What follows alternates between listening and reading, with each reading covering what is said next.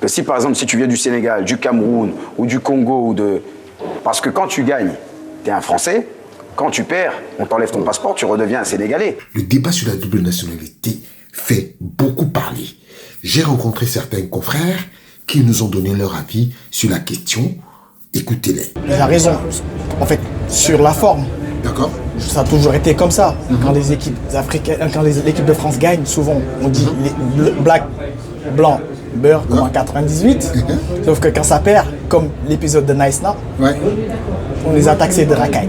Oh, je crois qu'il y a une question de pognon aussi là-dedans. Hein. Il y a les dirigeants aussi qui mettent la pression, qui leur demandent d'attendre, qui leur font patienter. Il y a beaucoup d'ailleurs qui ont échoué, qui n'ont eu aucune chance d'intégrer la sélection justement où ils vivent.